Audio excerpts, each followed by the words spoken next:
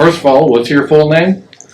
Irving M. Abramson is my full name. And what's your birth date? I was born on January 10th, 1926. Okay. And where were you born? In Chicago. I had, my mother and father were not brand new citizens, but recent citizens. My mother came from Russia. My father came from a country called Lithuania, and they established themselves in Chicago.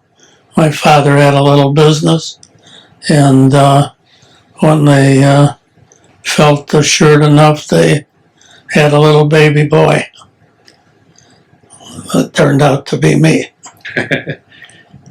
Did you have any brothers or sisters? I have had a sister who was 6 years younger, and unfortunately, she passed away several years ago.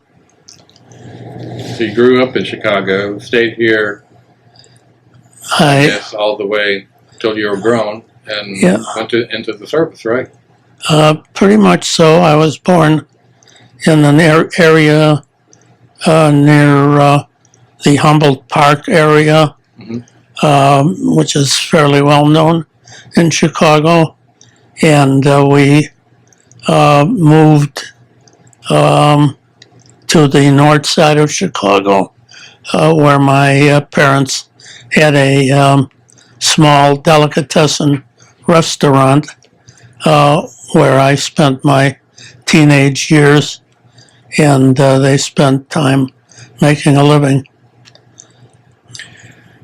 I guess they worked pretty hard. They worked very hard. They worked, the business was open actually some 18 hours a day, and they were manned by my mother and father, with my sister and I working part-time when we weren't in school.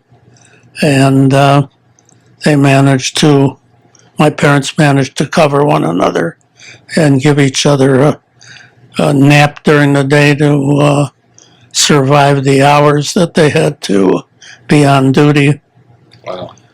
But it was a tough life, and they worked very hard. I got a good work ethic from them, but I was very sorry that they had to knock themselves out trying to scrape up a living. Did you enlist? Yes, did you? I went. First of all, I went to grammar school in Humboldt Park area. It was called a Chase Public School, and from there I went to Lane Technical High School.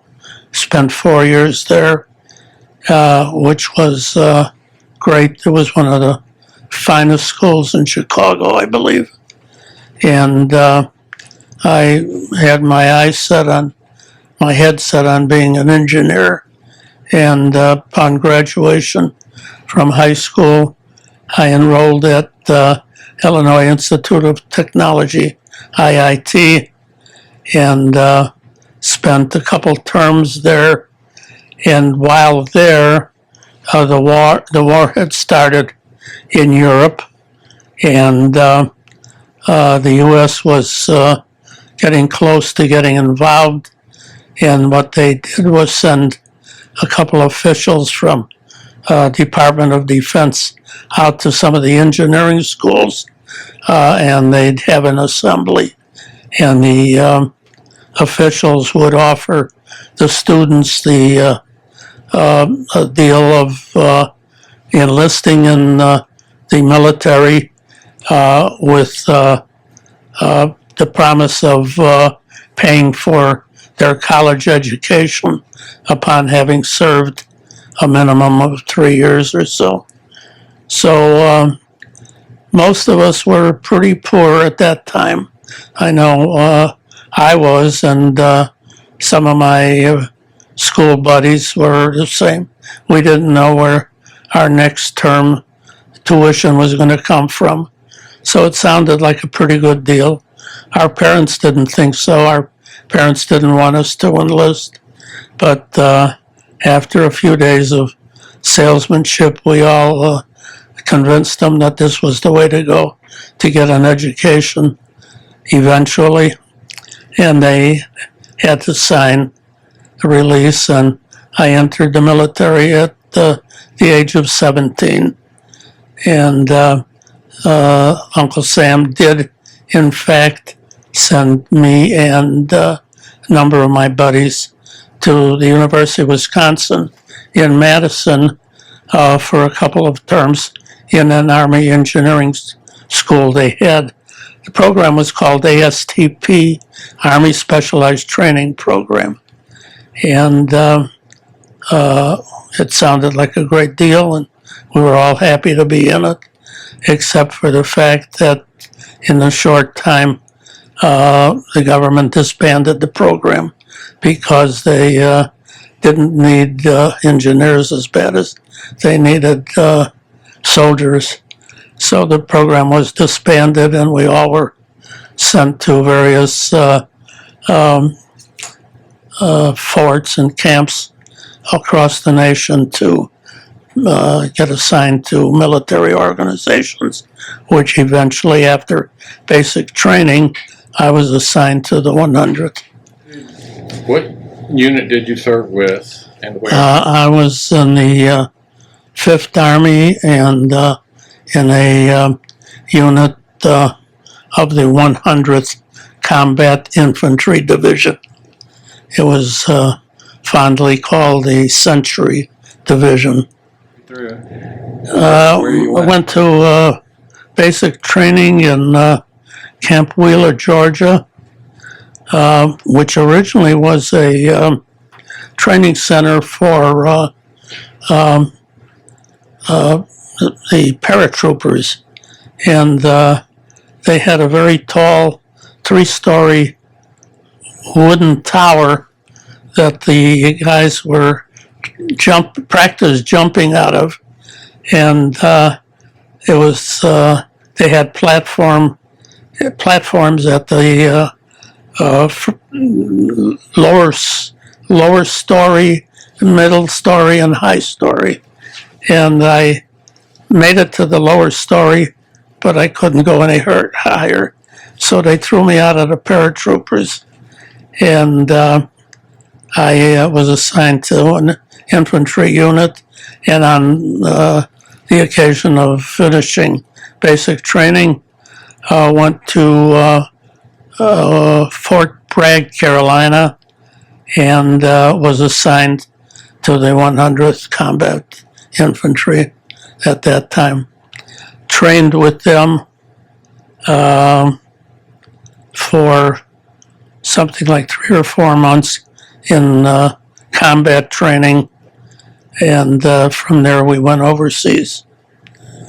We crossed the Atlantic, zigzagged across the Atlantic, trying to avoid the German U-boats, and which unfortunately sank a number of U.S. ships, but we were lucky enough to get to Europe about 6 or 8 weeks after D-Day, and we landed in Marseille, France, where the U.S. already had established a foothold. Okay. And from Marseille, we marched, we rode half-tracks, jeeps, crawled, and fought our way some 900 miles up to Belgium, and in December of 1944, we found ourselves in the Ardennes forest in Belgium, and on December, there's some question about what exact day the Battle of the Bulge started. Some say December 16th, some say the 17th.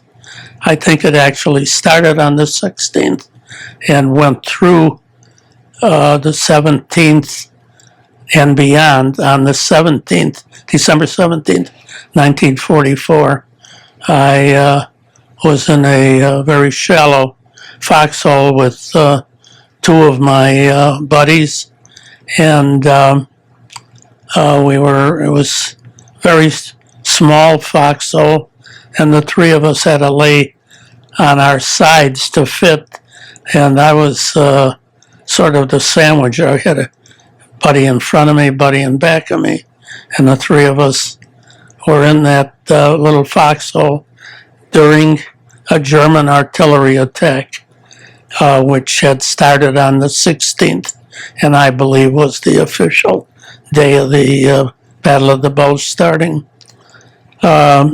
The artillery attack lasted for hours and started at dusk and lasted for hours. And I don't remember much after that. I thought I had fallen asleep.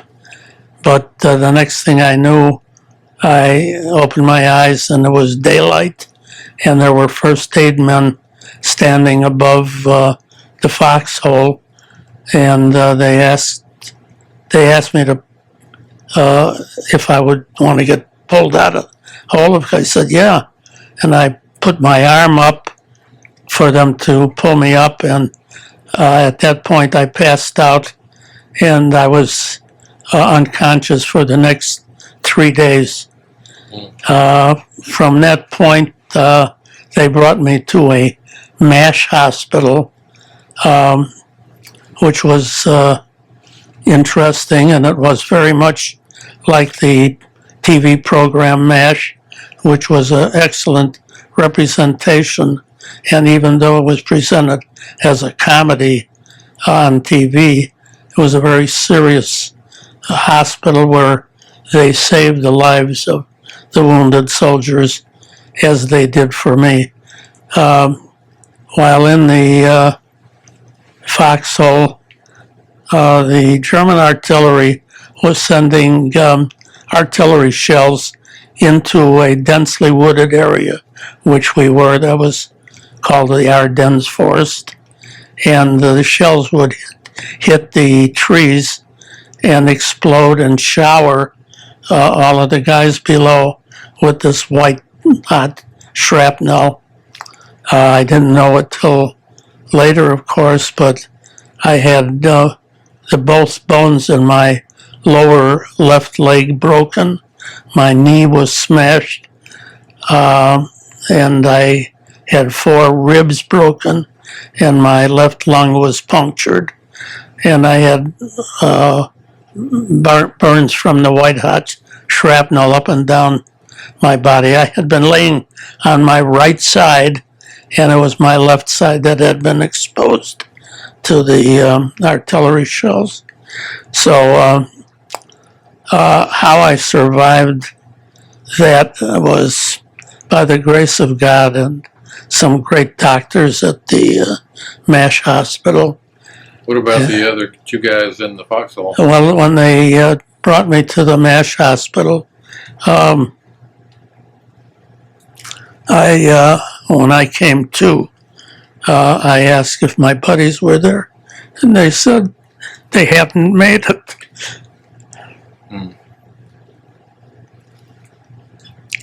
Sorry about that.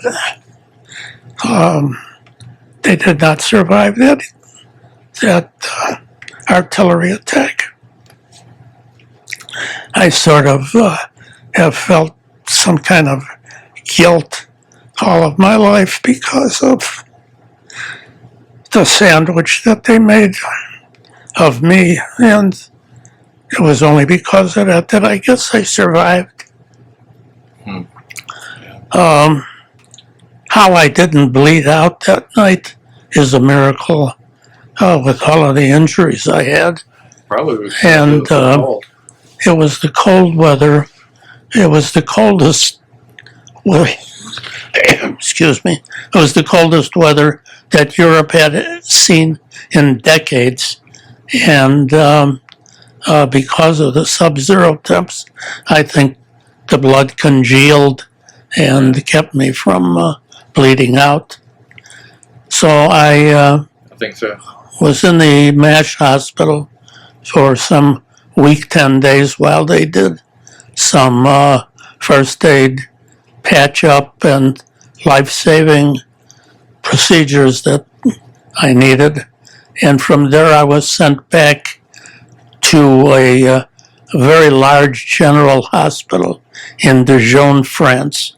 And in Dijon, France, I had some 5 or 6 major surgeries to repair all of the damage that I had from the shell explosions.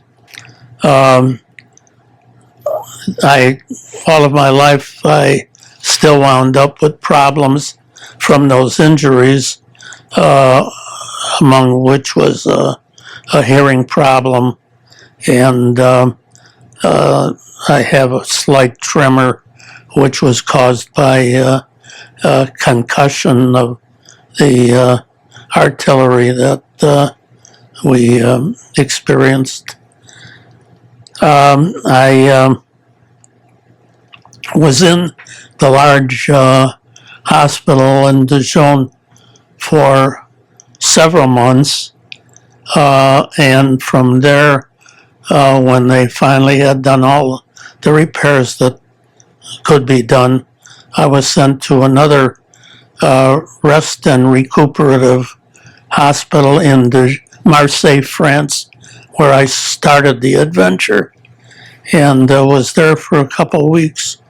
And from there, after recovering some of my strength and body weight, I had lost some 25 or 30 pounds during the experience.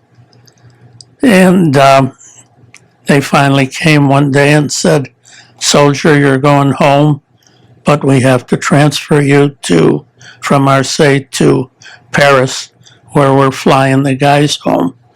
And said, "Sounds good to me." And they loaded, I was a stretcher case at that time, as so many of my buddies were. I was in a cast from on my left side from my foot up to my groin, and of course immobile.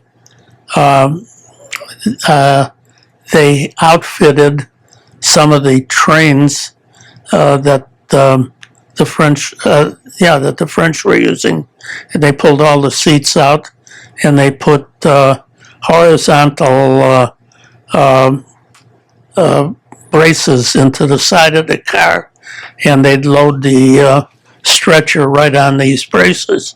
And we were like 2 or 3 high in stretchers, and that's how we traveled to Paris for our return trip. I had an interesting experience on that trip. The train started out around dusk, and sometime around midnight, I had tremendous pain in the leg that was casted, and one of the first aid guys on the train came by, checked it out, and said, "Well, your foot had swollen up and the cast was cutting into your foot. I'm going to go get a knife to cut your cast and give you some relief, and I'll have a first aid person stay with you." And he called over to some young lady, and she came over and put her arm around me and talked to me and asked me all kinds of questions about home, my family, anything to keep my mind off of what was going on. Very sweet lady. And finally, the first aid guy came back. He, in fact, cut the cast open.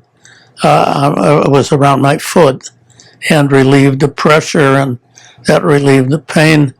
The young lady put her arm around me and gave me a kiss and said, "I'll see you later." And she walked off, and the first aid guy says, "Do you know who that was?" I said, "I haven't the slightest idea." He said, "You just made out with Marlene Dietrich." And Marlene Dietrich at that time had gone over to the U.S. And was doing volunteer work Really? with the troops. I have some paperwork in my life history that shows her experience. The German government disowned her as a citizen, and it was only until years later, on her 100th birthday, that they reinstated her as a German citizen again. Wow. So it was quite an interesting experience. So that was... You got a hug and kiss from Marlene, did you? Yeah. Ooh. Yeah, I always threw that up to my wife. I could have had Marlene. Anyway, the trip otherwise was successful. We landed in Paris, and from Paris we flew to New York. At that time, there were still no jet planes going, and were prop ships, and they couldn't make it all the way to New York from Paris. So we stopped over at, I think it was Iceland, and stopped over, and it was they asked us what we wanted, and I was given a glass of milk, which was better than champagne. I hadn't had a glass of milk since I was in training at Camp Wheeler. We landed in New York, and we were taken to a large hall of some kind. I don't remember if it was a gymnasium in a school or some other type of gathering place. But anyway, they unloaded us there, interviewed us, and wanted to know where our homes were so that they could send us close to our home and families. And of course, I told them I was from Chicago, and they said, great, we got a lot of places there. And it was the same day. We landed early in the morning, and by evening we were on a train going to where we were assigned. And it was an overnight trip, and in the morning, as the train pulled into the station, I raised the curtain on the train window and saw the sign of where we were pulling in, and it was Topeka, Kansas. Not too close to Chicago. No. But that was some of the ways that the U.S. Army worked. In Topeka, Kansas, there was a hospital that was well known. It was the Menninger Clinic. Dr. Menninger was a psychiatrist, and he had this very large psychiatric hospital in that region. And when I had heard about it, I had read about him, and I thought, well, geez, I must be psycho or something that they sent me there. And they said, and when I asked about it, they said, no, Dr. Menninger donated half of this very large hospital to the U.S. to treat American soldiers coming back from the wars. And the U.S. outfitted that half of hospital, and it was very nice, very well manned, and very well appointed. And I spent the rest of my recovery learning to walk and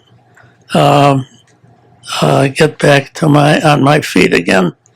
And from there, eventually I was discharged, given a honorable medical discharge. How long do you think you were at that location recovering? I would say it was about 3 or 4 months. I did have possibly 6 months. No, it was 3 or 4 months. During that period, I had a pass to go home, which I did. Went home for a short visit, went back again for more recuperate stuff. but that was the last official military stop that I had made. Still a pretty long recovery from those injuries. Yeah, it was a total of about a year from the time I was wounded to the time I was given my medical discharge. That long journey from basically Marseille to Belgium, can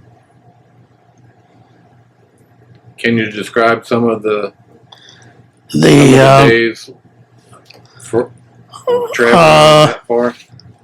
I can say that there were times that we marched, there were times that we were in firefights with the enemy.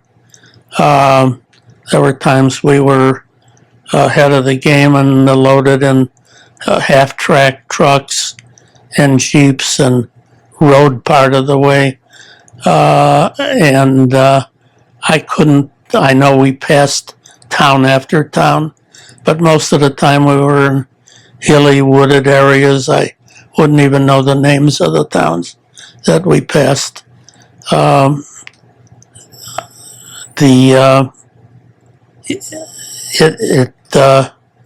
It amazed me when I found out that we had gone some 900 miles from Marseille to the point in Belgium where I was wounded. But we were moving all the time and fighting half of the time. Were you like just a general infantry, or did you carry a machine gun or mortars or BAR? Strangely enough, in training back at camp when I was training with the 100th, I had a not too friendly a sergeant, and I don't think he liked me too much, and I was the smallest guy in the platoon, and we had one large gun called a BAR. It was a very oversized rifle, and when used, it had to be used with a tripod to balance the gun on. And but it was only one guy that carried that, and he gave me the job of carrying it. And really? The smallest guy? Smallest guy. That's surprising. That was, I think, with some intent. I had experienced some anti-Semitism in service, and I think that was one of the instances where I really felt that even in your own unit. Yes, unfortunately. But when we were given our assignment to go overseas, I was handed a M1 Garand rifle, which was the standard for the riflemen, and that was my weapon from that point on, and I carried that and used that weapon for the rest of my military career. There were some instances that were interesting, but I don't know if we want to go into them. I'll leave that up to you. No, I just so not. Okay. So I can't say that we did anything beyond what the average American soldier did, and that was to fight, move forward, push the Germans back, and thank God eventually succeed. The government then followed up and said, we promised that we'd pay for your education, and now we will. And you go ahead and enroll anywhere you want, and we'll take care of the bill. Unfortunately, by that time I was pretty well shook up with post-traumatic stress, and while I did enroll, I happened to enroll at Loyola University and tried to study and concentrate, but it was quite impossible. I couldn't, my head wouldn't handle the volume of learning that was required.